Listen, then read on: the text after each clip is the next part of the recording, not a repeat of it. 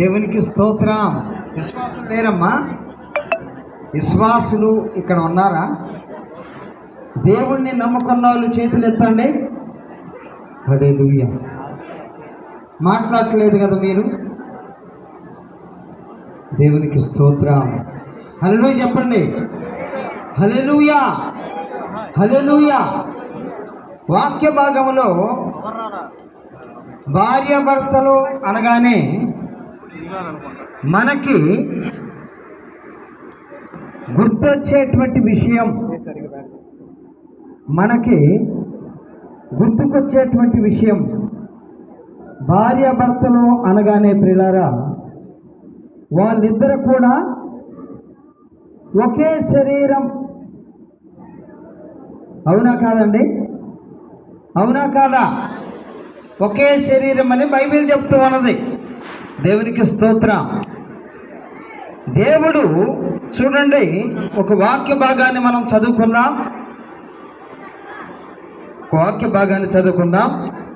ఆది కాండము 3వ అధ్యాయము.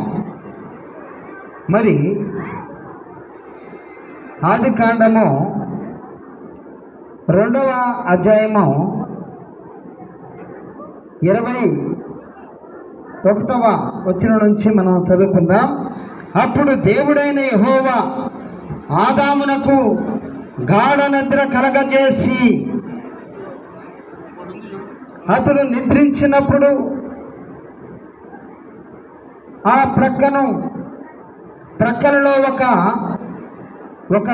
ఒక ఎముకను తీసి దానిని ఆ చోటును మాంసముతో పూడ్చివేసెను. తరువాత దేవుడైన యెహోవా తాను ఆదాము నుండి తీసిన ప్రక్కటెముకను స్త్రీగా నిర్మించి ఆమెను ఆదామునొద్దకు తీసుకొని వచ్చెను. దేవునికి స్తోత్రం.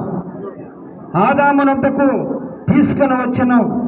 అప్పుడు ఆదాము, నా ఎముకలలో ఒక ఎముక, నా మాంసములో మాంసము, ఇది నరులలో నుండి తీయబడిన గనుక నారి అనబడను. కాబట్టి పురుషుడు తన తల్లిని విడిచి భార్యను హత్తుకొనును, వారు ఏక శరీరమయ్యుందురు. ఇది వాక్య భాగం.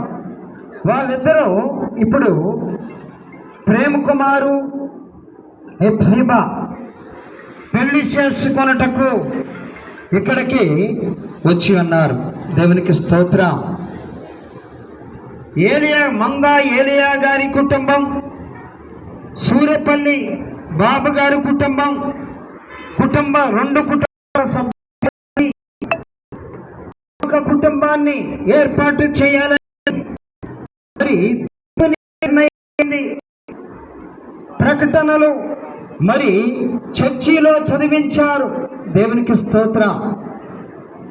రెండు కుటుంబాలు కలిసి ఒక కుటుంబాన్ని ఏర్పాటు చేయుటకు దేవుడు ఈ దినాన్ని నిర్ణయించి ఉన్నాడు. అందును బట్టి గణదేవునికి మనమందరము కూడా కృతజ్ఞతాస్తుతులు చెల్లించాలి.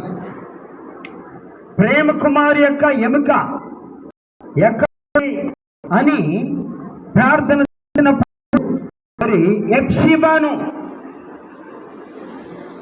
ఏలియా గారి కుమారును ఏర్పాటు చేసి ఉన్నాడు. దేవునికి స్తోత్రం. వారిరువురు ఒకే శరీరమని గ్రంథము చెప్తున్నది. వారి